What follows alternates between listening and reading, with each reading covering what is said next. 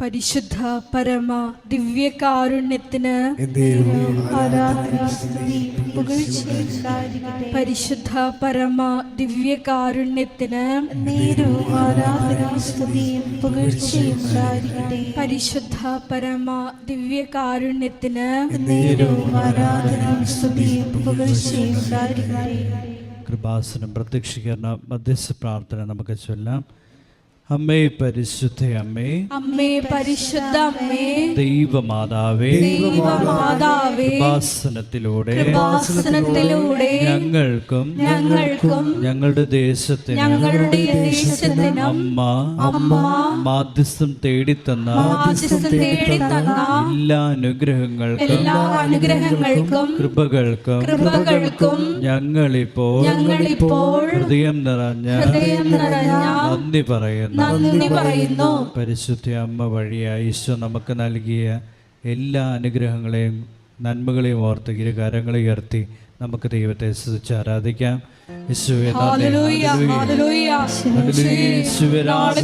ഞങ്ങൾക്ക് ലഭിച്ച എല്ലാ കൃപകൾക്കും നന്ദി പറയുന്നു.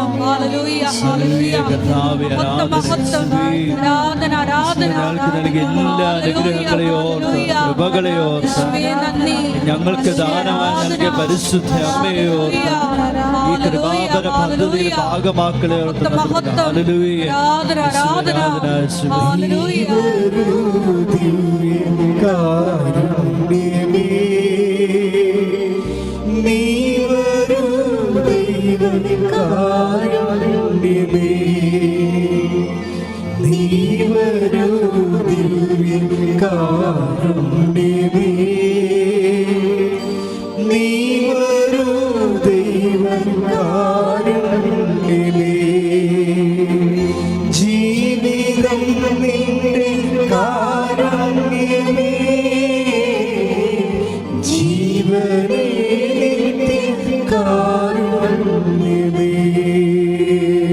പരിശുദ്ധ പരമ ദിവ്യകാരുണ്യത്തിന് ആരാധനയും സ്തുതിയും പുകഴ്ചയും ഉണ്ടായിരിക്കട്ടെ. ഞങ്ങളെ സ്നേഹിക്കുകയും പരിപാലിക്കുകയും ചെയ്യുന്ന പരിശുദ്ധ പരമ ദിവ്യകാരുണ്യത്തിന് ആരാധനയും സ്തുതിയും പുകഴ്ചയും ഉണ്ടായിരിക്കട്ടെ. ഞങ്ങളുടെ ഹൃദയങ്ങളിൽ വന്ന് വസിക്കുകയും ഞങ്ങളെ അനുഗ്രഹിക്കുകയും ചെയ്യുന്ന പരിശുദ്ധ പരമ ദിവ്യകാരുണ്യത്തിന് ആരാധനയും സ്തുതിയും പുകഴ്ചയും ഉണ്ടായിരിക്കട്ടെ. അമ്മേ പരിശുദ്ധ അമ്മേ, അമ്മേ പരിശുദ്ധ അമ്മേ, ദൈവമാതാവേ, 2004 ഡിസംബർ 7-ാം തീയതി ഉച്ചകഴിഞ്ഞ് 2:30 കൃപാസനത്തിൽ സംഭവിച്ച അമ്മയുടെ പ്രത്യക്ഷപ്പെടലിനെ കുറിച്ച് തിരുസഭയ്ക്ക് സമർപ്പിച്ചിരിക്കുന്ന പഠനരേഖകളുടെ വസ്തുനിഷ്ഠവും ദൈവശാസ്ത്ര വിധിപ്രകാരമുള്ളതുമായ അന്വേഷണ പഠനങ്ങൾ നടത്തി ആ പ്രത്യക്ഷപ്പെടലിലൂടെ പ്രകടമായ ദൈവമാതാവിന്റെ പ്രത്യേക കരുതലും സംരക്ഷണവും വെളിപ്പെടുത്തുന്ന പീഡിതരുടെ ആശ്വാസവും പ്രവാചകന്മാരുടെ രാജ്ഞിയും വാഗ്ദാനത്തിന്റെ പേടകവും പ്രപഞ്ച പ്രകൃതിയുടെ മാതാവുമായ പരിശുദ്ധ അമ്മയുടെ ഭക്തി തിരുസഭയിൽ കൂടുതൽ പ്രചരിച്ച് ജീവിതത്തിന്റെ ദുരിത അവസ്ഥകളിൽ അകപ്പെട്ട് കഴിയുന്ന അനേകായിരം മക്കൾക്ക് ദൈവത്തിന്റെ സാന്നിധ്യവും സന്ധിപ്പും കൂടുതൽ അനുഭവിക്കുക വഴി ആത്മീയ വിശുദ്ധി ദൈവശക്തി കൈവരിക്കുവാൻ ഞങ്ങളുടെ കുടുംബങ്ങളെ ഇടയാക്കണമേ. നമുക്കെല്ലാ മേഖലകളും ഇവിടെ സമർപ്പിച്ചുകൊണ്ട് ഈ തിരുമണിക്കൂറുകൾ പരിശുദ്ധാത്മാവിൻ്റെ അഭിഷേകത്താൽ നിറയാൻ ബഹുമാനപ്പെട്ട ജോസഫ് അച്ഛനിലൂടെ ദൈവത്തിൻ്റെ വചനം നമ്മുടെ ഹൃദയങ്ങളിലേക്ക് പകരുവാനായിട്ട് പ്രാർത്ഥിച്ചുകൊണ്ട് ഇരു കരങ്ങൾ ഉയർത്തി ദൈവത്തെ നമുക്ക് സ്തുതിച്ച് ആരാധിക്കാം. യേശുവേ നന്ദി, ഹല്ലേലൂയ. യേശുവേ ആരാധന, ആരാധന, ആരാധന. ഹല്ലേലൂയ. വലിയ അഭിഷേകത്തിന് ആഗ്രഹിക്കുന്ന മണിക്കൂറുകളിലേക്ക്, ഞങ്ങളുടെ കുടുംബ ജീവിതത്തിലേക്ക്, ഞങ്ങളുടെ വലിയ തകർച്ചകളിലേക്ക്, ഞങ്ങളായിരിക്കുന്ന അവസ്ഥകളിലേക്ക് ഈ വലിയ അഭിഷേകം അച്ഛനിലൂടെ ഞങ്ങൾക്ക് ലഭിക്കുവാൻ ഇടയാക്കുന്നതാണ്. യേശുവേ നന്ദി, ഹല്ലേലൂയ.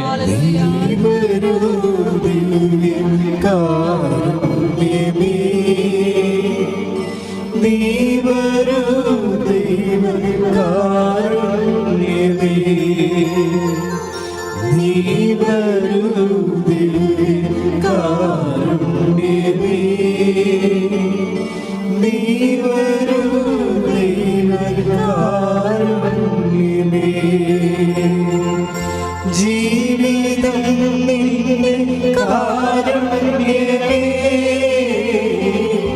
ജീവനേ നിന്റെ കാരുണ്യമേ. പരിശുദ്ധ പരമ ദിവ്യ കാരുണ്യത്തിന് ഞങ്ങളുടെ കാലുകൾക്കും മനസ്സിനും ബലം നൽകുന്ന പരിശുദ്ധ പരമ ദിവ്യ കാരുണ്യത്തിന്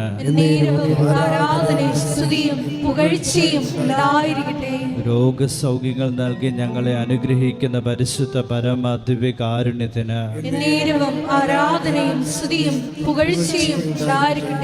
അമ്മേ പരിശുദ്ധ അമ്മേ, ഭൂസ്വർലോകങ്ങളുടെ രാജ്ഞിയായ അങ്ങേക്ക് ഭൗമ സംരക്ഷണത്തിനായി പ്രപഞ്ച പ്രകൃതിയെ തന്നെ തിരുസഭ പ്രതിഷ്ഠിക്കുവാൻ ഈ പ്രത്യക്ഷീകരണം വഴി ഇടയാക്കണമേ. പരിശുദ്ധ അമ്മേ, ജപമാല മാതാവേ, സകല പ്രാർത്ഥനകളോടും ചേർത്ത് ഞങ്ങളിപ്പോൾ പ്രാർത്ഥിക്കുന്ന ഈ കുടുംബത്തിന്റെ പ്രത്യേക നിയോഗവും മൗനമായി നമ്മുടെ വിവിധ ആവശ്യങ്ങൾ പ്രത്യേകമായിട്ട് ഉടമ്പടിയിൽ സമർപ്പിച്ചിട്ടുള്ള നിയോഗങ്ങൾ, ഇന്നാദ്യമായിട്ട് ഉടമ്പടിയെടുത്ത് പ്രാർത്ഥിക്കുന്നവരുടെ നിയോഗങ്ങൾ, ഈ നാളുകളിലൊക്കെ ഇവിടെ വന്ന വിവിധ തരത്തിലുള്ള പ്രാർത്ഥനകൾ നിയോഗങ്ങൾ സമർപ്പിച്ചിട്ടുള്ളവർ ലൈറ്റ് ആൻഡ് പ്രയർ റിക്വസ്റ്റിലൂടെയും ഓൺലൈൻ ഉടമ്പടിയിലൂടെയും തീർത്ഥാടന ഉടമ്പടിയിലൂടെയും നിയോഗങ്ങൾ സമർപ്പിച്ചിട്ടുള്ളവർ, പല പ്രാവശ്യം പുതുക്കിയപ്പോഴും ഒരേ നിയോഗത്തിന് വേണ്ടി പല പ്രാവശ്യം പുതുക്കി പ്രാർത്ഥിക്കുന്നവർക്ക് വേണ്ടിയും വിവിധ ആവശ്യങ്ങൾ ഇപ്പോഴും ജീവിതത്തിൽ പ്രത്യേകമായിട്ട് ദൈവത്തിൻ്റെ കരം അറിയാനായിട്ട് പരിശുദ്ധ മെഡിസിൻ മാസ്റ്റർ എല്ലാ നിയോഗങ്ങൾക്കും കൃപാസനത്തിൻ്റെ എല്ലാ ശുശ്രൂഷ മേഖലകളെയും ബഹുമാനപ്പെട്ട ജോസഫ് അച്ഛനെയും ഇവിടുത്തെ ഓരോ ശുശ്രൂഷയുടെ കുടുംബാംഗങ്ങളെയും ഇവിടെ കടന്നു വരുന്ന നാനാജാതി മതസ്ഥരെയും വിവിധ ഭാഷകൾ സംസാരിക്കുന്നവരെയും എല്ലാവരെയും സമർപ്പിച്ചുകൊണ്ട് നമുക്കൊരു നിമിഷം മൗനമായിട്ട് പരിശുദ്ധമ്മയുടെ മാതൃശ്രീ വിചാരിച്ച് പ്രാർത്ഥിക്കാം.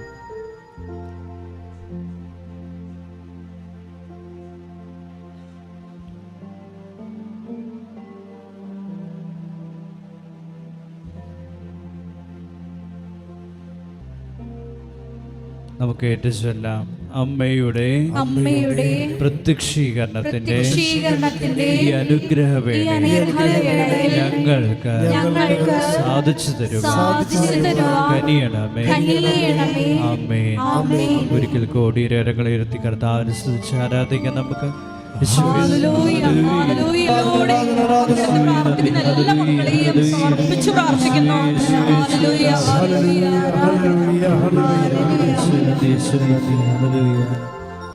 പരിശുദ്ധ പരമദിവ്യകാരുണ്യത്തിന്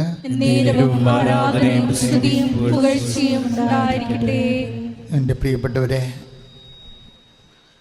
ഓൺലൈനിൽ ഈ ധ്യാനം ഈ ആഴ്ചയിൽ കൂടുന്ന എല്ലാവരെയും ഇവിടെ തീർത്ഥാടനത്തിലെ ഉടമ്പടി ധ്യാനത്തിനായി എത്തിയിരിക്കുന്നവരെയും പരിശുദ്ധമ്മയുടെ മാധ്യസ്ഥതയിലെ ഈശോയ്ക്ക് സമർപ്പിക്കുന്നു. നമ്മൾ ഓരോ ഉടമ്പടി ധ്യാനങ്ങളിലൂടെയും ഞങ്ങൾ തന്നെ ഒത്തിരിയേറെ ഒരു 5-6 ദിവസം ഒരു ധ്യാനം കഴിഞ്ഞാൽ അടുത്ത ഉടമ്പടി ധ്യാനം വരെ എപ്പോഴും ഇങ്ങനെ നിരന്തരം പ്രാർത്ഥിച്ചും കർത്താവ് നൽകുന്ന വചനത്തിൻ്റെ പിറകെ അന്വേഷിച്ചും അതിൻ്റെ അനുഭവതലങ്ങളെ ഓർത്തും ഒക്കെ നിരന്തരമായ ഒരു ഉടമ്പടി ദൈവസാന്നിധ്യ സ്മരണയിലാണ് ജീവിക്കുന്നത്. നിങ്ങളും ഉടമ്പടി കാലത്ത് ഒരു ഉടമ്പടി സാന്നിധ്യ സ്മരണയിൽ ജീവിക്കണം. ആൾക്കാർക്ക് പറ്റുന്ന ഒരു അബദ്ധം എന്ന് പറയണത്, ഇവിടുന്ന് ഉടമ്പടി ചെയ്തു പോകുമ്പോൾ പിന്നീട് നിങ്ങൾ വേവലാതി കൊള്ളുന്നതും നിങ്ങൾ ഇമ്മേഴ്സ്ഡ് ആകണതും എത്ര ശതമാനം നിങ്ങൾക്ക് ദൈവമായിട്ട് ചെയ്ത ഉടമ്പടിയെക്കുറിച്ച് നിങ്ങൾക്ക് തിരിച്ചറിവും ബോധവുമുണ്ട്.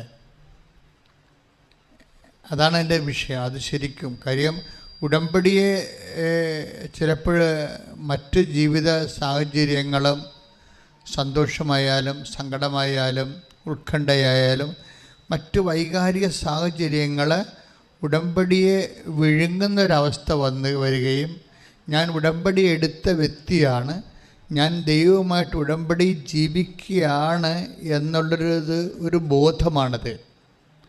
ആ ബോധം ശരിക്കും ആദ്യ 90 ദിവസം മുഴുവനും ആ ബോധത്തിലാണ് നമ്മൾ ജീവിക്കുന്നത്. പക്ഷെ ആ ഒരു ബോധം നിങ്ങൾക്കുണ്ടായില്ലെങ്കിൽ പിന്നെ നിങ്ങളെക്കുറിച്ച് ദൈവത്തിന് ബോധം ഉണ്ടാകണമെന്ന് പറയുന്നതിനകത്ത് ഒരർത്ഥവുമില്ല. നിങ്ങൾ ഉടമ്പടി എടുത്തവരാണ്. ഞാനും ഉടമ്പടി, നമുക്കറിയാം മറ്റ് പ്രെയർ ചെയ്യുന്ന പോലെ ഡംപ് ആൻഡ് ഗോ അല്ല ഇവിടെ. ഡംപ് വെച്ചാൽ നമ്മളൊരു സ്ഥലത്ത് പോയി തിരികെത്തിക്കുന്നു, ഗുഡ് ബൈ പറഞ്ഞ് പിരിയുന്നു, പിന്നെ അത് നമ്മൾ മറന്നു കളയുന്നു അല്ലേ. നമ്മളൊരു സ്ഥലത്ത് പോയി നൊവേന കൂടുന്നു, ആ സമയത്ത് കുറേ പാട്ടൊക്കെ പാടുന്നു, നമ്മൾ അടുത്ത വണ്ടി കയറി പോകുന്നു. പിന്നെ നമ്മൾ ഓർക്കണത് അടുത്ത ചൊവ്വാഴ്ച വ്യാഴാഴ്ച ആകുമ്പോഴാണ്, അയ്യോ ഇന്ന് നൊവേന ദിവസമാണല്ലോ എന്ന് ഓർക്കണത്. ഇത് ഒരവസ്ഥയാണ് ഉടമ്പടിക്കുള്ളതെങ്കിൽ നിങ്ങൾ ഉടമ്പടിയിലല്ല. കാര്യം എന്താ, ഉടമ്പടി എപ്പോഴും അറിയാം, it is A bilateral relation. ദൈവമായിട്ട് ഒരു ഉഭയകക്ഷി ജീവിത അവസ്ഥയിലാണ് നമ്മൾ. അപ്പോഴും അതിനൊരു ലീവോ ഒന്നുമില്ല, അതിനൊരു ഫ്രീ ടൈം പോലുമില്ല. ഉടമ്പടിക്കൊരു ഫ്രീ ടൈം, ഇപ്പോൾ ക്ലാസ്സാണ്, ക്ലാസ്സിന് സ്വാഭാവികമായിട്ടൊരു ഫ്രീ ടൈം ഉണ്ടാകത്തില്ല, ഇൻ്റർവെല്ലെന്ന് പറയത്തില്ലേ. പക്ഷെ ഉടമ്പടിക്ക് ഇൻ്റർവെല്ലില്ല. കാര്യം ഉടമ്പടിയിൽ എങ്ങനെ ഇൻ്റർവെൽ വെക്കാൻ പറ്റുമോ? നിങ്ങൾ ദൈവവുമായിട്ട് ഉടമ്പടി ചെയ്തിരിക്കുകയാണ്. അതുകൊണ്ട് എല്ലാ നിമിഷങ്ങളും തന്നെ നിങ്ങളെ വാക്ക്, പ്രവൃത്തി, വിചാരം, സാക്ഷ്യം അതെല്ലാം ഉടമ്പടിയുടെ ബേസ്മെൻറ്റിലാണ്. ഒരുപക്ഷെ സത്യസന്ധമായിട്ട് ഉടമ്പടി എടുക്കുന്നവർക്ക് എന്നെ കരുത്താണെന്നറിയാവോ? സത്യസന്ധമായിട്ട് ഉടമ്പടി എടുക്കുന്നവർക്ക് എന്നെ കരുത്ത. ആ കരുത്ത് കാണണമെങ്കിൽ ഈ ദിവസങ്ങളിലൊരു സാക്ഷ്യം ഉണ്ടായത്, അതായത് എനിക്ക് ഭയങ്കര ഇഷ്ടപ്പെടാം. റോഷൻ എന്നും പറഞ്ഞൊരാണ്, യാക്കോബ സഹോദരനാണ്, കോട്ടയത്ത് നിന്ന്. അതായത് റോഷൻ്റെ സാക്ഷ്യം. റോഷനും ഉണ്ടായ ഒരു കുഞ്ഞ് മരിക്കുമെന്ന് പറഞ്ഞപ്പോൾ റോഷനൊരു ഫീല് ചെയ്തില്ല. എന്താ അദ്ദേഹം സാക്ഷ്യത്തെ പറഞ്ഞു വെച്ച് കഴിഞ്ഞാൽ, അത് മാതാവ് തന്ന കുഞ്ഞല്ലേ എന്നാണ് പറയണത്. അപ്പം ഹീസ് കോൺഷ്യസ് അബൌട്ട് ദാറ്റ്. അതായത് അതിനെക്കുറിച്ചൊക്കെ നല്ല ബോധമുണ്ട്. ഇതുപോലെ ഓരോ സമയത്തും ഉടമ്പടി കാലങ്ങളിൽ എന്തെങ്കിലും ഒരു നെഗറ്റീവ് നമുക്ക് സംഭവിച്ചാൽ ഓട്ടോമാറ്റിക്കായിട്ട് നമുക്ക് ദൈവത്തിൻ്റെ ഉടമ്പടിയെക്കുറിച്ച് ഓർമ്മ വന്നാൽ പോരാ. ഓർമ്മയെ പോസിറ്റീവായിട്ട് വരണം. ദൈവത്തോട് നമ്മൾ ഉടമ്പടി ചെയ്തതല്ലേ എന്നുള്ളത് പോസിറ്റീവാണ്, പോസിറ്റീവായിട്ടാണ് വരേണ്ടത്. അങ്ങനെ ഒരു കാര്യം എനിക്ക് പലപ്പോഴും സാക്ഷ്യങ്ങൾ കേൾക്കുമ്പോൾ തോന്നുന്നത്, ഉടമ്പടി ഒരു ഫങ്ഷനല്ല, ഉടമ്പടി ഒരു ഫീലിംഗ് ആണ് ശരിക്കും. ഇതാണ് വ്യത്യാസം. എപ്പോഴും ആ ഫീലിംഗ് ഇങ്ങനെ ഉണ്ടായിക്കൊണ്ടിരിക്കും. ഉടമ്പടി ഫങ്ഷൻ ആണെങ്കിൽ ആ ഫങ്ഷൻ കഴിയുമ്പോൾ നമുക്ക് ഫ്രീ ആണ്. ഫീലിംഗ് ആണെങ്കിൽ ഫീലിങ്ങിൽ നമ്മൾ ഫ്രീ അല്ല. ആ വ്യത്യാസം അതാണ്. ഇപ്പം നമ്മുടെ അപ്പൻ മരിച്ചു, അതൊരു ഫീലിംഗ് ആണ്, നമ്മൾ ഫ്രീ അല്ല. ആ ദുഃഖം നമുക്കത് നിൽക്കുന്നോ? അതിനേക്കാൾ തീവ്രമായ എന്തെങ്കിലും ബന്ധങ്ങളുള്ള ഒരു അവസ്ഥയിൽ നിന്നാണ് നമുക്ക് മിസ് ചെയ്യണമെങ്കിൽ it's a feeling, it's not a function. അപ്പൻ്റെ മരണം ഒരു ഫങ്ഷനാണോ? അല്ല. അതൊരു ഫീലിംഗ്. ഉടമ്പടി ഒരു ഫങ്ഷനാണോ? അല്ല, ഇറ്റ്സ് എ ഫീലിംഗ്. അതുകൊണ്ട് ആ ഫീലിങ്ങിന് ഇൻ്റർവെല്ലില്ല. പ്രാർത്ഥിക്കുക, കർത്താവായ ദൈവമേ, ഉടമ്പടി ഒരു ബോധമാണെന്ന്, ആ ബോധം ഒരു നിലനിൽപ്പിന്റെ വികാരമാണെന്ന് തിരിച്ചറിയാനുള്ള കൃപയാൽ എന്നെ നിറക്കണമേ. ശ്രദ്ധിക്കട്ടെ, ഹല്ലേലൂയ.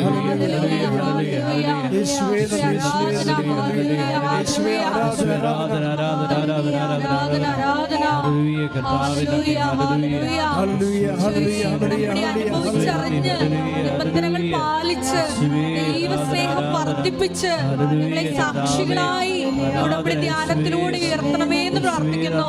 ഹല്ലേലൂയ, ഹല്ലേലൂയ, മഹത്വം, മഹത്വം. പ്രാണനാഥൻ നീയൻ സ്നേഹരാജൻ നീയൻ പ്രാണനാഥൻ നീയൻ സ്നേഹരാജൻ നിന്നിലെല്ലാം ജീവനും സ്നേഹവുമേ.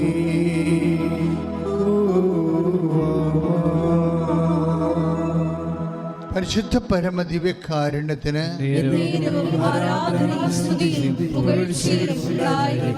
അതായത് ഈ ഉടമ്പടിയുടെ ബോധവും വിവേചനവും ഇതെല്ലാം പരിശുദ്ധാത്മാവിൻ്റെ ദാനമായിട്ട് വരുന്നത്. ഇതിന് ഈ role of the holy spirit ഉടമ്പടിയുടെ മെക്കാനിസത്തിൽ ഭയങ്കര പ്രിൻസിപ്പൽ പാർട്ടാണ് വരുന്നത്. ഇതൊരു പരിശുദ്ധാത്മാവ് ഇതര പ്രാർത്ഥനാ രൂപമല്ലത്. പരിശുദ്ധാത്മാവ് നമ്മുടെ എല്ലാ പ്രാർത്ഥനാ രൂപങ്ങളുടെയും മൊബിലിറ്റി, അതുപോലെ തന്നെ അതിൻ്റെ ഒരു ഡൈനാമിസം വർക്ക് ചെയ്യണത് പരിശുദ്ധാത്മാവിൽ അധിഷ്ഠിതമാണ് എല്ലാ പ്രേയർ രൂപങ്ങളും.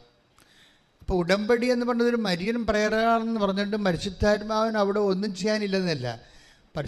മരിയൻ പ്രേയറായത് കൊണ്ട് തന്നെ അത് ഫുൾനെസ് ഓഫ് ഹോളി സ്പിരിറ്റിൽ വർക്ക് ചെയ്യത്തുള്ളൂ. പരിശുദ്ധാത്മാവിൻ്റെ പൂർണ്ണതയിൽ പ്രാർത്ഥിക്കുക, കർത്താവായ ദൈവമേ, ഉടമ്പടിയെടുത്ത് എല്ലാവരെയും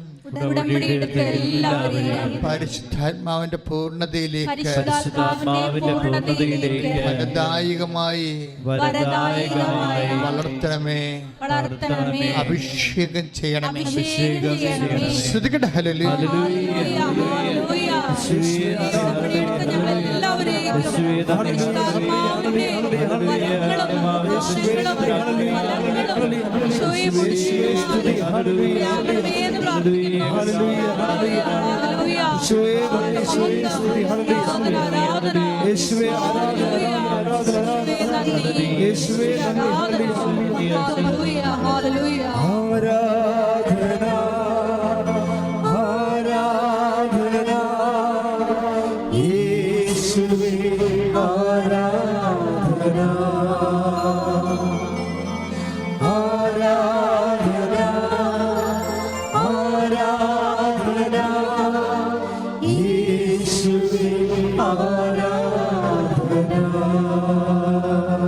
എനിക്ക് പലപ്പോഴും തോന്നിയിരിക്കുന്നത് ഈ ഉടമ്പടി എടുക്കുന്ന ഓരോ മക്കളും ബേസിക് പ്രെയർ ചെയ്യേണ്ടത് പരിശുദ്ധാത്മാവിൻ്റെ ഫലങ്ങൾക്കല്ല, ദാനങ്ങൾക്കാണ്.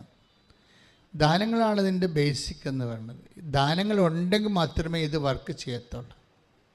നമുക്കറിയാമല്ല, ഇപ്പോൾ വെള്ളം എന്ന് പറയുന്നതാണ് ദാനം. വെള്ളത്തിൻ്റെ ഫലങ്ങളാണ് മീൻ, മറ്റുള്ള തരത്തിലുള്ള ജീവജാലങ്ങളെല്ലാം. പരിശുദ്ധാത്മാവിനെ കുറിച്ച് രണ്ട് വിഷയങ്ങളിലാണ് നമ്മൾ എപ്പോഴും ദാനങ്ങൾ എപ്പോഴും നമുക്ക് എപ്പോഴും ഉടമ്പെടുക്കുന്ന ഓരോ മക്കൾക്കും. ഐസയാ 11:2 കർത്താവിൻ്റെ ആത്മാവ് അവൻ്റെ മേൽ ആവസിക്കും, ജ്ഞാനത്തിന്റെയും വിവേകത്തിന്റെയും ആത്മാവ്. എന്ന് പറഞ്ഞ് കർത്താവിൻ്റെ ആത്മാവ് കർത്താവിന്റെ ആത്മാവ് അവൻ്റെ മേൽ ആവസിക്കാം. അവന്റെ മേൽ ആവസിക്കും. എന്തെല്ലാം ആത്മാവാണ്? എന്തിൻ്റെ ആത്മാവാണ്? ജ്ഞാനത്തിൻ്റെയും ജ്ഞാനത്തിന്റെയും വിവേകത്തിൻ്റെയും ആത്മാവ്. അപ്പം ജ്ഞാനം എന്ന് പറയുമ്പോൾ ഒരു അനുഭവജ്ഞാനമാണ്, തിയറി മാത്രമല്ല പ്രയോഗം കൂടിയുണ്ട്. തിയറി ആണെങ്കിൽ സൈദ്ധാന്തിക ജ്ഞാനമാണ്, അറിവാണ്. അതിൻ്റെ പേര് അറിവെന്നാണ്, ജ്ഞാനമല്ല. ജ്ഞാനം മീൻസ് അത് നോളജല്ല, വിസ്ഡമാണ്. വിസ്ഡം എന്ന് പറയുമ്പോൾ പ്രായോഗികമായ ജ്ഞാനമാണ്, അനുഭവജ്ഞാനമാണ്. അപ്പോൾ ഉടമ്പടി എടുക്കുമ്പോൾ ഉടമ്പടിയിൽ വിസ്ഡമാണ് വരേണ്ടത്. എന്ന് വെച്ച് കഴിഞ്ഞാൽ നമ്മളുടെ ഇതിനെക്കുറിച്ചുള്ള, ഇപ്പം ഞങ്ങൾ സൈദ്ധാന്തിക ജ്ഞാനമല്ല ഇവിടുന്ന് തരണത്. നിങ്ങൾക്ക് കിട്ടുന്നത് എന്താണ്? സാക്ഷ്യം. ഞങ്ങൾ സിദ്ധാന്തം തരുമ്പോൾ നിങ്ങൾക്ക് കിട്ടുന്നത് എന്താണ്? സാക്ഷ്യം. സാക്ഷ്യം അനുഭവിച്ച വ്യക്തികൾ സ്വാഭാവികമായിട്ട് നൽകേണ്ടത് എന്താണ്? വിസ്ഡമാണ് നൽകേണ്ടത്, അനുഭവജ്ഞാനമാണ് നൽകേണ്ടത്. ഞങ്ങൾ നൽകിയിട്ടുള്ള സിദ്ധാന്തം, തിയറി നിങ്ങൾ കൊണ്ടുപോയി ഫീൽഡിൽ പ്രാക്ടിക്കലായിട്ട് അത് പ്രയോഗിച്ച് നോക്കിയപ്പോൾ നിങ്ങൾക്കത് കറക്റ്റായിട്ട് റൈറ്റായിട്ട് വരികയും നിങ്ങൾക്ക് നിങ്ങളുടെ ക്ലേശമോ രോഗമോ ഒക്കെ മാറുകയും ചെയ്യുമ്പോൾ when we present in the platform അത് വിസ്ഡത്തിൽ നിന്നാണ് വരേണ്ടത്. അല്ലാതെ ജോലി കിട്ടി, വീട് കിട്ടി, വിവാഹം നടന്നു എന്നൊക്കെ പറഞ്ഞ് ഇങ്ങനെ പട്ടിക അവതരിപ്പിക്കുകയല്ല. അതൊരു വിസ്ഡം വേണം അവിടുന്ന്. നിങ്ങളത് എങ്ങനെയാണ് ആ ഉടമ്പടി പ്രയോഗിച്ചത്? ഇപ്പോൾ അദ്ദേഹം പറഞ്ഞു കേട്ടില്ലേ, അതായത് ആ കുഞ്ഞിൻ്റെ തകർച്ച വന്നപ്പോൾ ഡോക്ടർ എടുത്ത് കളയണമെന്നാണ് പറഞ്ഞത്. ഡോക്ടർ എടുത്ത് കളയണമെന്ന് പറഞ്ഞപ്പോൾ ഈ മനുഷ്യൻ പറഞ്ഞ് അങ്ങനെ സംഭവിക്കുന്നില്ല. എന്താ കാരണം? ഞങ്ങളത് ഉടമ്പടി ചെയ്തതാണ്, മാതാവ് തന്ന കുഞ്ഞാണ്. അതാണ് ബോധമെന്ന് പറയണത്. ആ ഒരൊറ്റ വിഷയത്തിൽ തന്നെയാണ് ആ കുഞ്ഞ് സർവൈവ് ചെയ്യണത്. അദ്ദേഹത്തിൻ്റെ ഒരു ഉടമ്പടി ബോധമുണ്ടത്. ഞാനത് പറഞ്ഞില്ല, ഇറ്റ്സ് എ ഫീലിംഗ്. ഉടമ്പടി മീൻസ് എൻ അവെയർനെസ്. ഉടമ്പടി ബോധം. ഞാൻ ഉടമ്പടി ചെയ്താണ് അമ്മയുമായിട്ട് കഴിഞ്ഞ കൊല്ലം ഇതുപോലെ 2 കൊല്ലം മുമ്പ് ഒരു സാക്ഷ്യം ഉണ്ടായി. സാക്ഷ്യത്തിൻ്റെ ഒരു പയ്യൻസ് ഭയങ്കര വെള്ളമടിയായിരുന്നു. അപ്പോൾ അവൻ്റെ പെങ്ങളെ കെട്ടിച്ചു വിട്ട വീട്ടിൽ നിന്ന് ആ പെങ്ങളുടെ വീട്ടിൽ കുറേ പ്രോബ്ലംസ് ഉണ്ടായപ്പോൾ അവൾ വന്ന് ഇവിടെ ഉടമ്പടി ചെയ്തപ്പോൾ അവളുടെ വീട്ടിലെ പ്രശ്നത്തിനാണ്, അതായത് പെങ്ങളെ കെട്ടിച്ചു വിട്ട വീട്ടിലെ പ്രശ്നത്തിനാണ് ഉടമ്പടി ചെയ്തിരിക്കുന്നത്. പക്ഷേ ആങ്ങളെ ഇങ്ങനെ വെള്ളം അടിച്ച് വീട്ടുകാർക്ക് ഒക്കെ പ്രശ്നം ഉണ്ടാക്കുന്ന കാരണം അവൾ ആങ്ങളുടെ കാര്യവും ഉടമ്പടി വെച്ചിട്ടുണ്ട്. പക്ഷേ ഉടമ്പടി വെച്ചതല്ല, നിങ്ങൾക്കങ്ങനെ ഒത്തിരി പേര് നിങ്ങളങ്ങ് വെക്കും. പക്ഷേ എന്താ പ്രശ്നം വെച്ചാൽ കുറച്ച് കഴിഞ്ഞിട്ട് ഒരു ദിവസം കഴിഞ്ഞപ്പോൾ കൂട്ടുകാരത്തി ഇവളെ വിളിച്ചും പറഞ്ഞ്, നീ അറിഞ്ഞില്ലേ, എന്താണെന്ന് ചോദിച്ചു. അപ്പോഴിവളൊരു പമ്മി. അപ്പോൾ അവൾ അറിഞ്ഞിട്ടില്ല, ഫസ്റ്റ് ടൈമാണ് കേൾക്കാൻ പോണത്. അപ്പോൾ അവൾക്ക് കേൾക്കാൻ പറ്റുന്ന കാര്യമല്ല പറയാൻ പോണത്. കാര്യം ഇവളുടെ ആങ്ങളയെ ബൈക്കിൽ പോയപ്പോൾ കാറിടിച്ചു. അപ്പം അത് വളരെ സീരിയസ് ആയിപ്പോയി. ആളെ ICUവിലാണ്, വെന്റിലേറ്ററിലാണ്. പക്ഷേ ഇവളിത് നീ കാര്യം പറയാൻ പറഞ്ഞ് ആങ്ങളെ വണ്ടി ഇടിച്ചു എന്ന് പറഞ്ഞു. വണ്ടി കണ്ടിട്ട് ആൾക്കാർ പറയണത് അത് വളരെ മോശമായ രീതിയാണ് പറയണത്. കണ്ടവരാണ് എന്നോട് പറയണമെന്ന് പറഞ്ഞു. ആങ്ങളെ ഹോസ്പിറ്റലിൽ കൊണ്ടുപോയെന്ന് പറഞ്ഞു. പക്ഷേ എടുത്ത ശ്വാസത്തിൽ ഫസ്റ്റായിട്ട് ബ്രീത്തിലേ ഇവളെന്നാ പറയുന്നറിയാമോ? അങ്ങനെ ഒന്നും സംഭവിക്കത്തില്ലെന്നാണ് പറയണത്. അവനൊന്നും സംഭവിക്കത്തില്ല. എന്താ കാര്യം? അവൻ്റെ കാര്യം ഞാൻ അമ്മനെ ഏൽപ്പിച്ചിട്ടുണ്ടെന്നാണ്. Praise the Lord. ഇതാണ് ഉടമ്പടി അവെയർനെസ് എന്ന് പറയണത്. അങ്ങനെ ഒന്നും സംഭവിക്കത്തില്ല, അവനൊന്നും സംഭവിക്കത്തില്ല. കാര്യം എന്താണ്? അവൻ്റെ കാര്യം ഞാൻ അമ്മനെ ഏൽപ്പിച്ചിട്ടുണ്ടെന്ന് പറയും. കാര്യം അവൻ്റെ മദ്യപാനം മാറാൻ വേണ്ടി അമ്മയോട് അവൾ ഉടമ്പടി വെച്ചിട്ടുണ്ട്. പക്ഷേ അങ്ങനെ പല കാര്യവും പട്ടികയിൽ പല കാര്യം വെച്ച പോലെ കാഷ്വലായിട്ടൊരു സാധനം കുത്തിക്കയറ്റിയതല്ല ഈ സംഭവം. അതാണ് ഈ ഉടമ്പടി എടുക്കണമല്ല പ്രശ്നം. നിങ്ങൾ എടുക്കുമ്പോൾ വാട്ട് ഫീലിംഗ് യു ഹാവ്, നിങ്ങൾ എന്ത് ബോധമാണ് നിങ്ങൾക്കുള്ളത്, അതാണ് ഞാൻ പറയുന്നത്. ഒക്കട്ടെ എന്ന് പറഞ്ഞ് ഇപ്പോൾ 5 കാര്യം 6 കാര്യം വെക്കാമല്ലോ, അതിലൊരു കാര്യം ഇതും കൂടി ആയിക്കോട്ടെ എന്ന് പറഞ്ഞ് അങ്ങനെ വെച്ചാൽ അങ്ങനെ വരുമ്പോൾ ഉണ്ടാകുന്ന പ്രോബ്ലം, നിങ്ങൾക്ക് ഒരു ഒരു ഒരു മുടന്തം വിശ്വാസത്തിലാണല്ലോ ഇത് ചെയ്യണത്. അങ്ങനെ ഒരെണ്ണമെങ്കിലും അങ്ങനെ ഒരു ചത്ത ഉടമ്പടി വെച്ചാൽ ആ ഉടമ്പടി ഒരു വിഷയമെങ്കിലും ചത്ത ഉടമ്പടി വെച്ച് കഴിഞ്ഞു. ചത്തതെന്ന് വെച്ച് കഴിഞ്ഞാൽ നിങ്ങൾക്ക് അത്ര കണ്ട് you are not serious about that. ആ വിഷയം നടന്നാൽ കൊള്ളാം, നടന്നില്ലെങ്കിൽ കൊള്ളാം എന്ന് നിങ്ങൾ വെച്ചിരിക്കുകയാണ്. നടന്നേ മതിയാവൂ എന്നൊന്നുമില്ല. അങ്ങനെ ഒരെണ്ണം ഇതിൻ്റെ അകത്ത് കയറ്റി വെച്ചിട്ടുണ്ടെങ്കിൽ അതാണ് ചത്ത ഉടമ്പടി എന്ന് പറയുന്നത്. ചത്ത ഉടമ്പടിയുടെ 6 കാര്യങ്ങളുണ്ട്. അതിൻ്റെ അകത്ത് ഒരെണ്ണം ഇങ്ങനെ കാഷ്വലായിട്ട് വെച്ചിരിക്കുന്നതാണ്.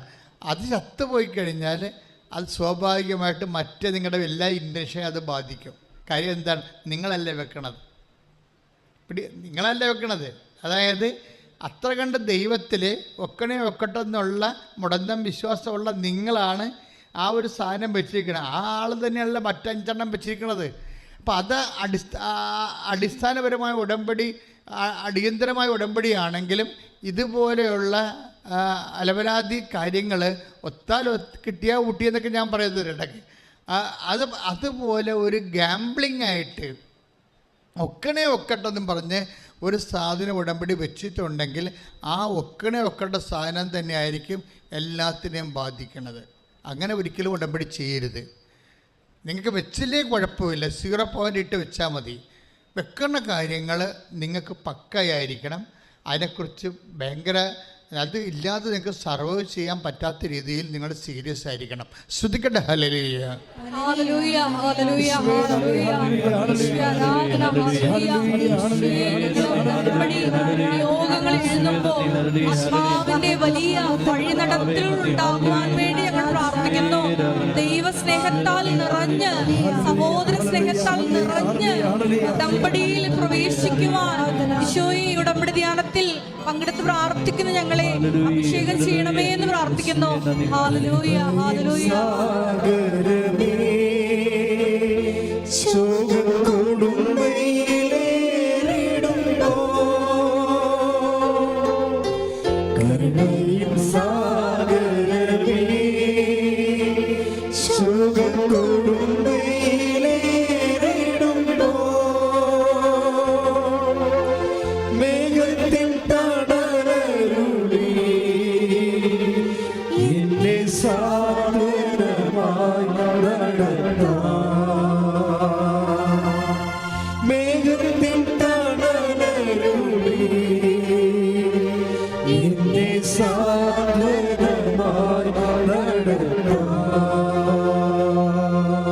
പരിശുദ്ധ പരമ ദിവ്യകാരുണ്യത്തിന്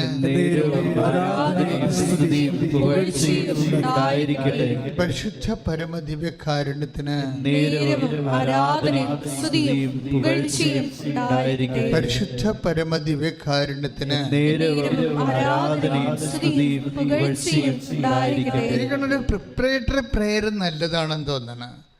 ഉടമ്പടി കാര്യം, ഉടമ്പടി പരിശുദ്ധാത്മ ദാനങ്ങളിലാണ് ഇതിങ്ങനെ വർക്ക് ചെയ്ത് പോണത്. ദാനങ്ങൾ അതിപ്പോൾ 1 കൊറിന്ത്യർ 12:8 കൂടുതൽ ദാനങ്ങളെക്കുറിച്ച് വെളിപ്പെടുത്തുന്നുണ്ട്.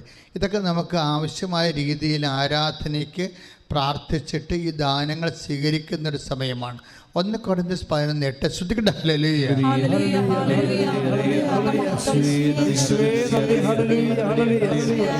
കൊരിന്തോസ് 12:8 ഒരേ ആത്മാവ് തന്നെ ഒരാൾക്ക് വിവേകത്തിന്റെ വചനവും എന്ന് പറഞ്ഞ ഒരേ ആത്മാവ് തന്നെ ഒരാൾക്ക് വിവേചനത്തിന്റെ വചനവും.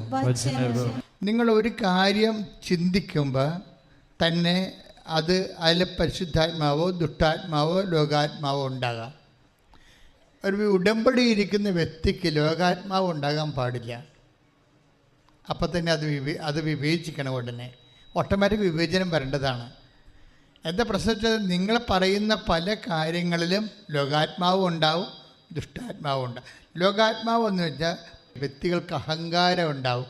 അഹങ്കാരം മൂത്ത വർത്തമാനങ്ങൾ നിങ്ങൾ പറഞ്ഞുകൊണ്ടിരിക്കുന്ന സംഭവം. ഇപ്പോൾ ഒരാൾ ഒരു കാര്യം പറഞ്ഞപ്പോൾ നിങ്ങൾ അതിനെ നിഷേധിച്ചുകൊണ്ട് വേറൊരു സംഭവം പറഞ്ഞു. അപ്പോൾ ഉടനെ ആത്മാവ് നിവേദിക്കണം, ഇത് നിൻ്റെ അഹങ്കാരമാണ്, നീ പറയണറിയാം, നിനക്ക് തെറ്റാണെന്നറിയാം, പക്ഷെ ഇവിടെ ജയിക്കാൻ വേണ്ടി ഒരു അഭ്യാസം കാണിക്കുകയാണ്. അതാണ് വിവേചനം. നിനക്ക് തന്നെ അറിയാം നീ പറയണത് പുട്ടത്തരവാണെന്നറിയാം, പക്ഷേ ഇവിടെ പിടിച്ചു നിൽക്കാൻ വേണ്ടി നീ ഒരു നമ്പർ കാണിക്കുകയാണ്. ദാറ്റ് മീൻസ് അതാണ് ഒരു വിവേചനമെന്ന് പറയുന്നത്. ഇത് ഓട്ടോമാറ്റിക്കായിട്ട് സംഭവിക്കണം. ആരും പറഞ്ഞു തരണ്ട. ആ വിവേചനം ദാനമാണ്. ഈ ദാനങ്ങൾ ശക്തിപ്പെട്ടാൽ മാത്രമേ വരങ്ങളുണ്ടാകത്തുള്ളൂ, ഫലങ്ങളുണ്ടാകത്തുള്ളൂ. വരങ്ങളല്ല, ഫലങ്ങളെന്ന് പറയുമ്പോൾ ഇത് ഉടമ്പടിയുമായിട്ട് കണക്റ്റഡ് ആണ് ശരിക്കും. ഒന്ന് പ്രാർത്ഥിക്കുക. കർത്താവായ ദൈവമേ, പരിശുദ്ധ ഉടമ്പടി സത്യമായി ചെയ്യാൻ, സത്യസന്ധമായി നിറവേറ്റാൻ അതിൻ്റെ പ്രാഥമികമായ അടിത്തറയായ പരിശുദ്ധാത്മദാനങ്ങളാൽ, അറിവിനാൽ, വിവേകത്താൽ, ജ്ഞാനത്താൽ, വിവേചനത്താൽ എന്നെ അഭിഷേകം ചെയ്യണം. ശ്രദ്ധിക്കട്ടെ.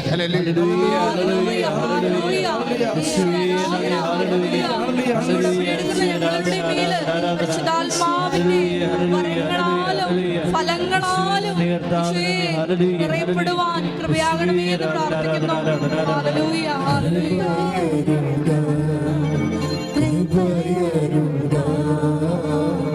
അളവന്റെ പകർന്നിടുക ഈ ഭൂമിയിൽ യാത്രയിൽ ദൈവകൃപയരുക. ഈ ഭൂമിയിൽ യാത്രയിൽ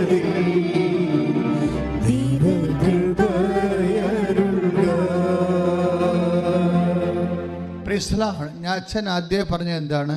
ഉടമ്പടി ഒരു അവെയർനെസ്സാണ്. ഒരു പക്ഷേ ഷാർപ്പ് ആൻഡ് സീരിയസ് അവെയർനെസ്സാണ്. സാധാരണ ഒരു ലോ ലെവലിലുള്ള ഓർഡിനറി അവെയർനെസ് അല്ല, ഷാർപ്പാണ്. കാര്യം ദൈവവുമായിട്ട് അതൊരു കക്ഷി ദൈവമാണ്. മനസ്സിലായില്ലേ?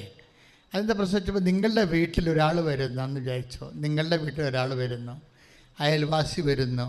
നമുക്കറിയാം അയൽവാസിയെക്കുറിച്ചുള്ള അവയർനെസ് കൊണ്ട്. അപ്പോൾ ഇതപ്പോൾ നിങ്ങൾ അടുക്കളയിൽ നിൽക്കണ പട്ടത്തിന് നിൽക്കും. അവൾ എങ്ങനെ കറങ്ങി തിരിഞ്ഞ് അടുക്കളയിൽ വന്നോളൂ എന്ന് വിചാരിക്കും. അല്ലേ കറക്റ്റേ? ഏറ്റവും അടുപ്പമുള്ള കൂട്ടുകാരത്തിയാണെങ്കിൽ അങ്ങനെ ഒരു നമ്മൾ പിന്നെ അവിടെ. പക്ഷെ ആളെ കൂടി അതൊരു മിനിസ്റ്റർ ആകണമെന്നുണ്ടെങ്കിൽ നിങ്ങൾക്ക് എക്സൈറ്റ്മെൻറ്റായി. പിന്നെ നിങ്ങൾ വീടും കോലവും നമ്മുടെ ഡ്രസ്സുമൊക്കെ നിങ്ങൾ ശ്രദ്ധിച്ച് പിന്നെ ആകപ്പാട് പ്രശ്നമായി. ഒന്നെങ്കിൽ പറ്റാത്തതാണെങ്കിൽ നിങ്ങൾ ഒളിച്ചോടിക്കളയും, നാട് വിട്ടു പോകുന്നത് ഇല്ല. അതായത് നിങ്ങൾക്ക് സ്വീകരിക്കാൻ പറ്റാത്ത നിങ്ങളുടെ ഇടം പോണ ഒരു അവസ്ഥയിലേക്ക് കാണുന്നതുകൊണ്ട് നിങ്ങൾ ആകപ്പാട് ചളിപ്പാവും, ചമ്മലാവും ശരിക്കും. ഇതിപ്പോൾ ആരാണ് ഉടമ്പടിയോട് വരുമ്പോൾ? ദൈവമാണ് അതർ സൈഡ് വരണത്. അതതിൻ്റെ വിഷയം. ഷാർപ്പായിരിക്കണം എന്ന് പറഞ്ഞതിൻ്റെ കാര്യം അതാണ്. നമ്മൾ ഉടമ്പടി ചെയ്തിരിക്കുന്ന ആരുമായിട്ടാണ്?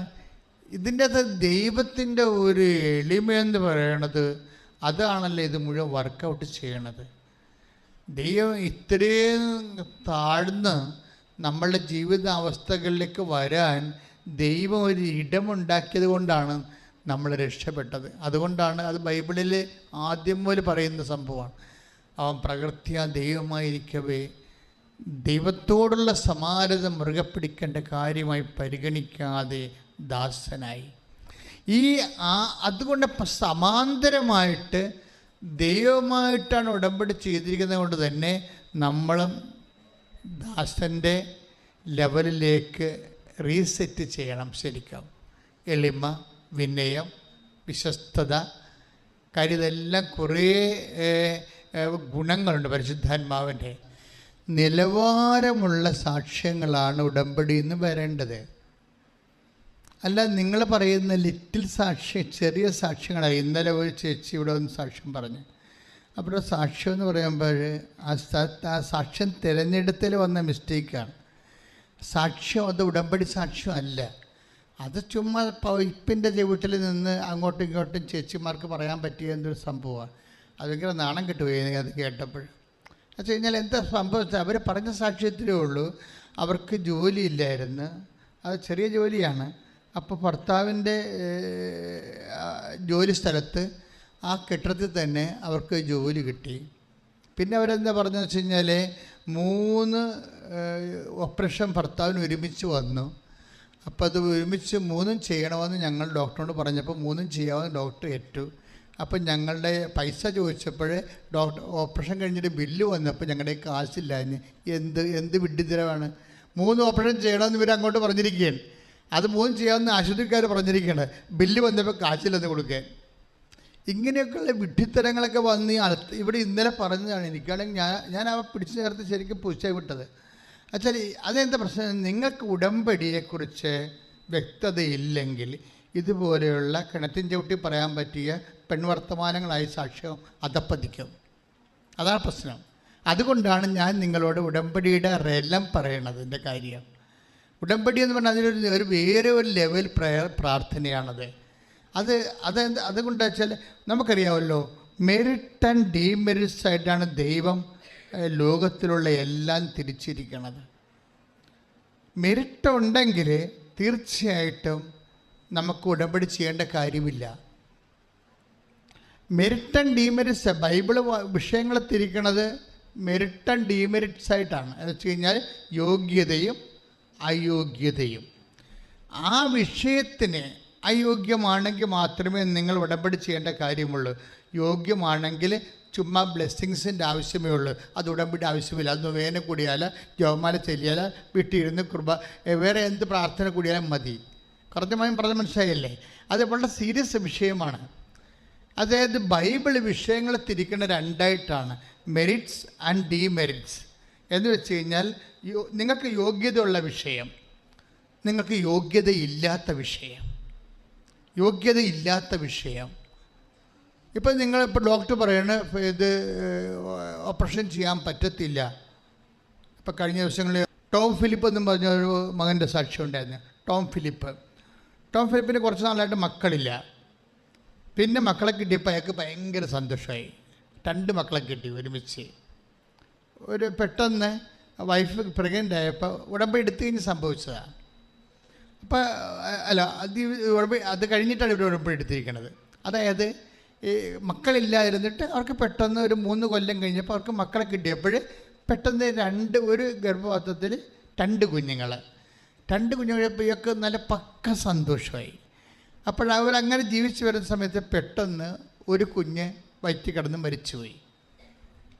മരിച്ചുപോയി കഴിഞ്ഞപ്പോൾ പിന്നെ അതവിടെ മരിച്ചു കിടക്കുകയാണ്. മറ്റേ കുഞ്ഞ് അവിടെ ജീവിച്ചിരിപ്പുണ്ട് ഗർഭപാത്രത്തിൽ. അതാണ് ടോം ഫിലിപ്പിൻ്റെ സാക്ഷ്യം. എരുമേലിക്കാരനാണ്. അപ്പോഴേ കുറച്ച് കഴിഞ്ഞപ്പോൾ ഒരു കുട്ടി മരിച്ചു പോയത് ഡോക്ടർ പറഞ്ഞു. അപ്പോഴേ ഇവർക്ക് ഭയങ്കര സങ്കടമായിപ്പോയി. അപ്പം സങ്കടമല്ല പ്രശ്നം, ഈ മരിച്ച കുഞ്ഞ് വയറ്റിൽ കിടക്കുകയാണ്. മറ്റേ കുഞ്ഞ് അവിടെ ജീവിച്ചിരിപ്പുണ്ട്. വൈദ്യശാസ്ത്രം എന്ത് പറയും? ഡോക്ടർ പറഞ്ഞു, ഈ കുട്ടി മരിച്ചില്ലേ, മറ്റേ കുഞ്ഞ് മരിച്ചില്ലേ. അപ്പോൾ സ്വാഭാവികമായിട്ട് കുറച്ച് കഴിയുമ്പോൾ ആ മരിച്ച കുഞ്ഞിൻ്റെ ബ്ലഡ് 2 ഒരേ സർക്കുലേഷനാണല്ലോ. ആ ബ്ലഡ് മോശം ബ്ലഡല്ലേ, അത് ചത്ത കൊച്ചിൻ്റെ ബ്ലഡ് ഈ കുട്ടിയിലേക്ക് പ്രവേശിക്കാൻ സാധ്യതയുണ്ട്. അപ്പം അങ്ങനെ വരുമ്പോൾ ഈ കുട്ടി ചിലപ്പോൾ ബ്രെയിനായിട്ട് ഓർമ്മ ഈ തലവിലെ പിള്ളേർ, അതുപോലെ തന്നെ ഓർമ്മയില്ലാത്ത കുട്ടികൾ, സംസാരിക്കാൻ ശേഷിയില്ലാത്തത്, ആന്തരിക അവയവങ്ങൾ ഡാമേജായ കുട്ടിയായിട്ടായിരിക്കും അടുത്ത 2ാമത്തെ കുഞ്ഞും. ഇപ്പം ഒന്നെങ്കിൽ മരിക്കും, പുറത്ത് വരികയാണെങ്കിൽ അതിന് അംഗവൈകല്യങ്ങളും പല പ്രശ്നങ്ങളും ഉണ്ടാവുമെന്ന് പറയും. അപ്പോഴേ ഈ ടോം ഫിലിപ്പ് എന്നാ ചെയ്തിരിക്കണത്, അദ്ദേഹം അപ്പോഴാണ് വന്ന് ഉടമ്പടി ചെയ്യണത്. കാര്യം ഒരു കുഞ്ഞ് മരിച്ചുപോയി, ഭാര്യയുടെ വയറ്റിൽ കിടപ്പുണ്ട്. അപ്പോൾ അടുത്ത കുഞ്ഞ് ഓപ്പറേറ്റ് ചെയ്ത് മാറ്റണമെന്നാണ് ഡോക്ടർ പറയണത്. അപ്പം അങ്ങനെ മാറ്റുമ്പോൾ പിന്നീട് ഗർഭം ധരിക്കണമൊക്കെ കുറച്ച് കോംപ്ലിക്കേറ്റഡ് വിഷയമാണ്. അപ്പോൾ ഇവിടെ ഈ മനുഷ്യനെ ഉടമ്പടി ചെയ്ത് കഴിഞ്ഞപ്പോൾ അദ്ദേഹം എന്നെ വന്ന് ഈ എമർജൻസി കേസ് ഞാൻ കാണുമല്ലോ, അതെന്താ കാരണം ഇതാണ്, ഇതുപോലുള്ള കേസ് പറഞ്ഞുകൊണ്ടാണ്.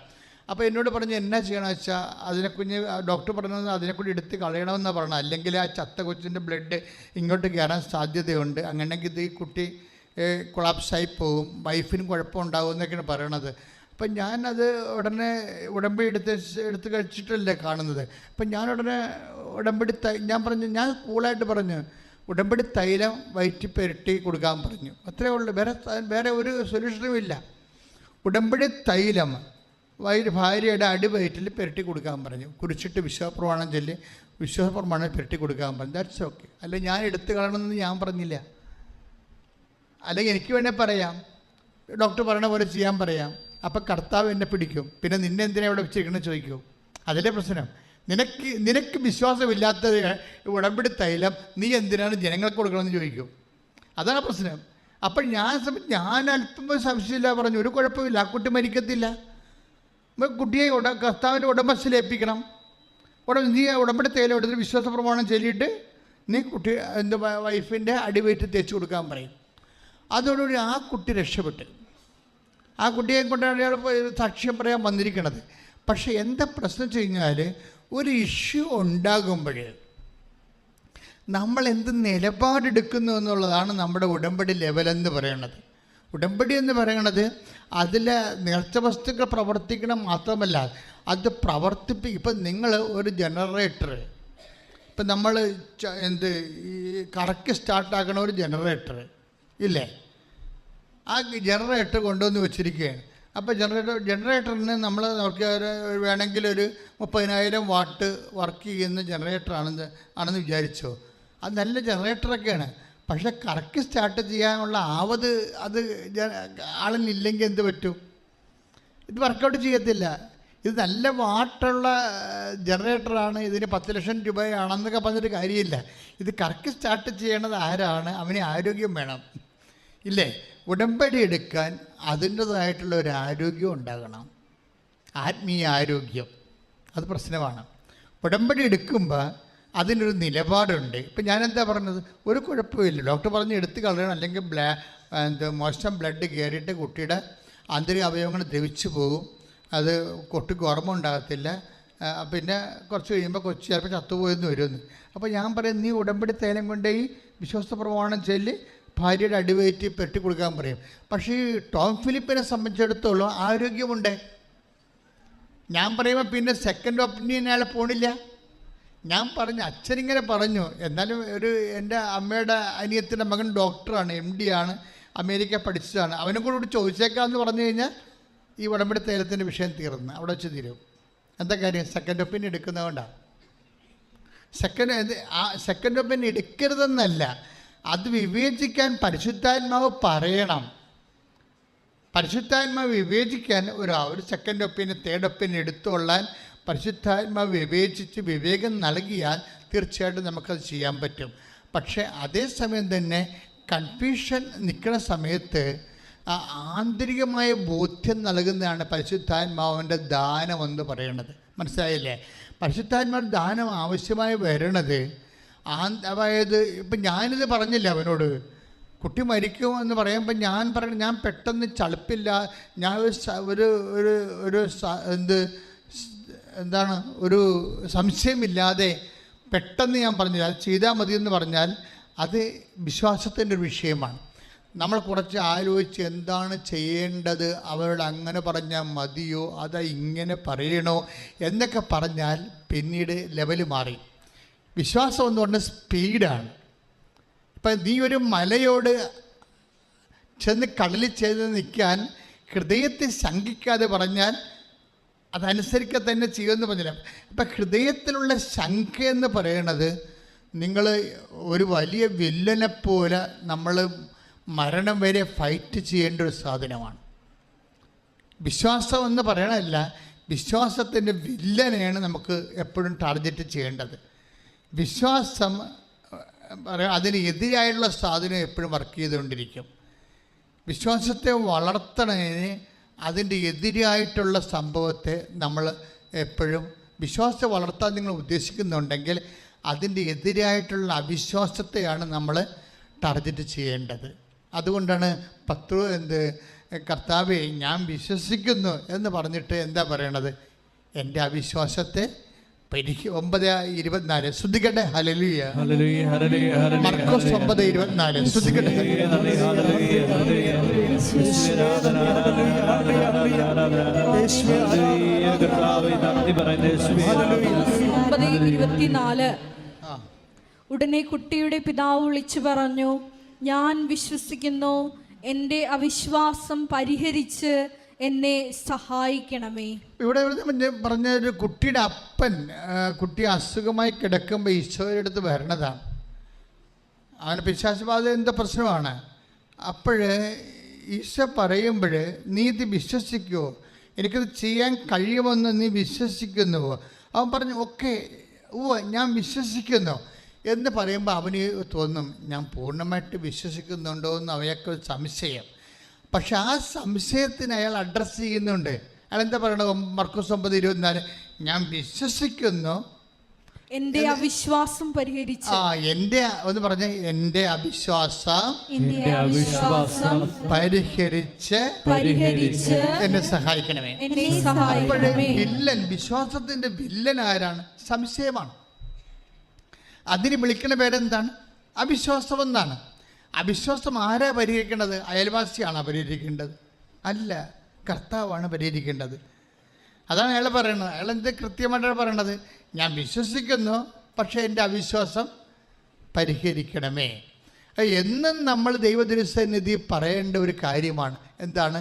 അവിശ്വാസം പരിഹരിക്കണമേ. നമ്മളൊരു വീട്ടിൽ ചെന്ന് വഴിയാത്രയിൽ വെള്ളം ചോദിക്കണമെന്ന് വിചാരിച്ചോ? അപ്പം നമ്മൾ എന്താ ഉദ്ദേശിക്കുന്നത്? വെള്ളം ചോദിക്കുമ്പോൾ നമ്മൾ പാത്രം ചോദിക്കുന്നുണ്ട്. വെള്ളത്തിന് ഒരു പാത്രത്തിൽ ഇത്തിരി വെള്ളം തരാനാണ് പറയണത്, അതാ വെള്ളം തരാനാണ് പറയുന്നത്. അത്ര പ്രശ്നം. നിങ്ങൾ വിശ്വാസം ചോദിക്കുമ്പോൾ നിങ്ങൾ ഇപ്സഫാത്തോ you are presupposing that it is അത് ബ്രിങ് ചെയ്യണത്, നമുക്ക് തരണത് പരിശുദ്ധാത്മാവിനെയാണ് നമ്മൾ ചോദിക്കണത്. മനസ്സിലായ കാര്യം? വിശ്വാസം പരിശുദ്ധാത്മാവിൻ്റെ ദാനമാണ്. മനസ്സിലായില്ലേ? അപ്പം വിശ്വാസം വർദ്ധിക്കണമെന്ന് നിങ്ങൾ ചോദിക്കുമ്പോൾ നിങ്ങൾ ടാർഗറ്റ് ചെയ്യണത് എന്താണ്? പരിശുദ്ധാത്മാവിൻ്റെ ദാനമാണ്. പരിശുദ്ധാത്മാവിനോട് ചോദിക്കണത് അതുകൊണ്ട് ഐസയ 1 വായിച്ചോളൂ.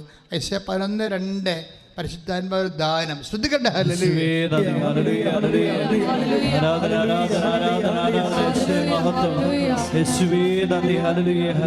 യെശയ്യാ 11:2 ജ്ഞാനത്തിൻ്റെയും വിവേകത്തിൻ്റെയും ആത്മാവ്, ഉപദേശത്തിൻ്റെയും ശക്തിയുടെയും ആത്മാവ്, അറിവിൻ്റെയും ദൈവഭക്തിയുടെയും ആത്മാവ്. 1 Corinthians 12:8 ശ്രദ്ധിക്കട്ടെ. ഹല്ലേലൂയ. 1 Corinthians 12:8 ഒരേ ആത്മാവ് തന്നെ ഒരാൾക്ക് വിവേകത്തിൻ്റെ വചനവും മറ്റൊരാൾക്ക് ജ്ഞാനത്തിൻ്റെ വചനവും നൽകുന്നു. ഒരേ ആത്മാവ് തന്നെ ഒരുവന് വിശ്വാസവും വേറൊരുവന് രോഗശാന്തിക്കുള്ള വരവും നൽകുന്നു. അപ്പോൾ അത് വിശ്വാസം എന്ന് പറയുന്നത് നമുക്ക് കേവല വിശ്വാസം ഒന്നും പറഞ്ഞ സംഭവമില്ല. ഇപ്പം ചില ആൾക്കാർ പറയുന്നില്ലേ, അമേരിക്ക നിങ്ങൾ പോയിട്ടില്ല, പക്ഷെ അമേരിക്ക അവിടെ ഉണ്ടെന്ന് നിങ്ങൾ വിശ്വസിക്കുന്നു. അതുപോലെയുള്ള ഒരു കേവല വിശ്വാസമല്ല ബൈബിൾ വിശ്വാസം. ബൈബിൾ വിശ്വാസം പരിശുദ്ധാത്മാവിൻ്റെ ദാനമാണ്. മനസ്സിലായില്ലേ? വിശ്വാസം, മാനുഷിക വിശ്വാസമുണ്ട്. എന്തുമാത്രം വിശ്വാസം. നമ്മുടെ അമ്മയാണ് നമ്മൾ പറയണത്, നമ്മുടെ അപ്പൻ ഇങ്ങേരാണെന്ന് ചൂണ്ടിക്കാണിക്കുന്നു. അതൊരു വിശ്വാസത്തെ നമ്മൾ അപ്പനായിട്ട് സ്വീകരിക്കുന്നു. ആ വിശ്വാസമല്ല ബൈബിൾ വിശ്വാസം. ബൈബിൾ വിശ്വാസം എന്ന് പറയുന്നത് ഇതുപോലെ മാനുഷിക വിശ്വാസമോ ഇൻഫറൻസോ ഒന്നുമല്ല, ഒരു സെക്കുലർ ഇൻഫറൻസ് ഒന്നുമല്ല ബൈബിൾ വിശ്വാസം. ബൈബിൾ വിശ്വാസം basically it is a fruit of the holy സ്പിരിറ്റാണ്, പരിശുദ്ധാത്മാവിൻ്റെ വരമാണ്. ഒരു ഉടമ്പടി മേജറായിട്ടുള്ള പ്രോജക്റ്റ് ചെയ്യുന്നതാണ് ഉടമ്പടി. അതിന് അനപേക്ഷിതമായി അനുധാരികളാണ് അടിസ്ഥാന ആത്മീയ പ്രമാണങ്ങളായിട്ട് ഞാൻ നിങ്ങളെ ഇപ്പോഴും ഉത്ബോധിപ്പിച്ചുകൊണ്ടിരിക്കുന്നത്. ഇതിൻ്റെ ഭാഗമായിട്ട് വരുന്നൊരു വിഷയം, അതായത് നമ്മൾ അറിയാം, ഇപ്പം ഞാൻ ഈ ടോം ഫിലിപ്പിനോട് എന്നാ പറഞ്ഞത്?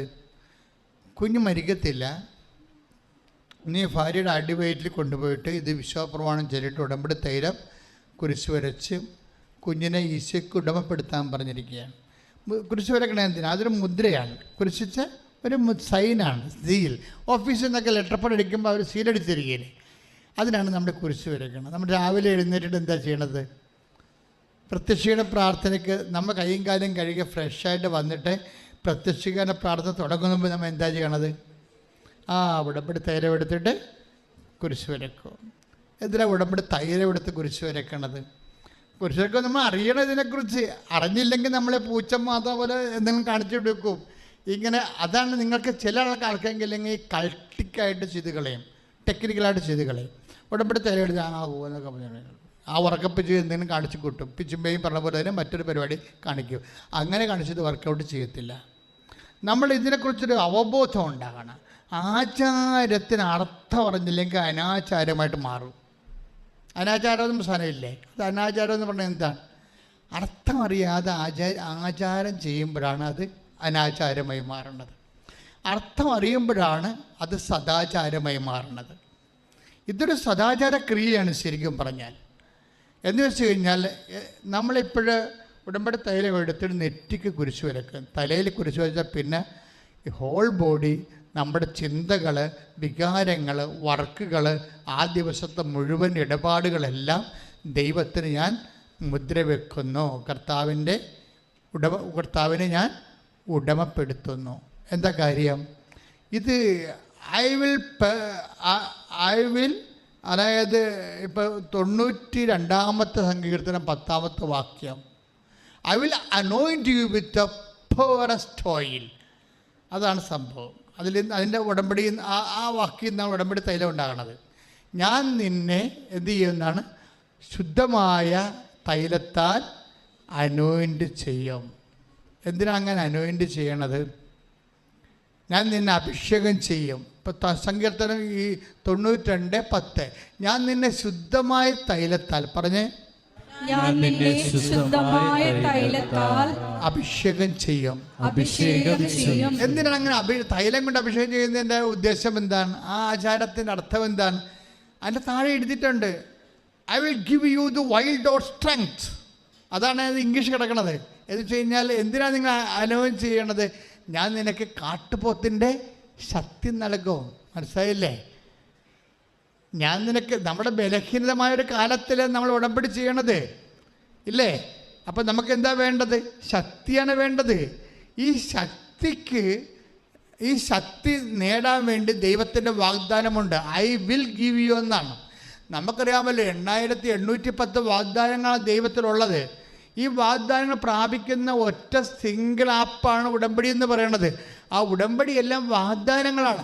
അതിലൊരു വാഗ്ദാനമാണ് I will anoint you with the purest oil. ഞാൻ നിന്നെ ശുദ്ധമായ തൈലത്തിൽ അഭിഷേകം ചെയ്തു.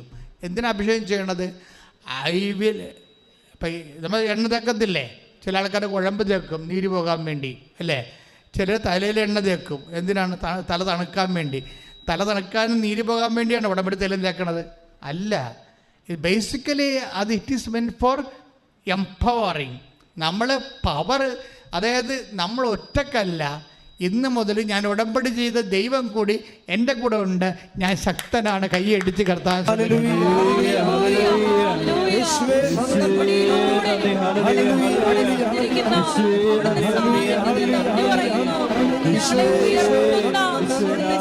സ്നേഹത്തിന്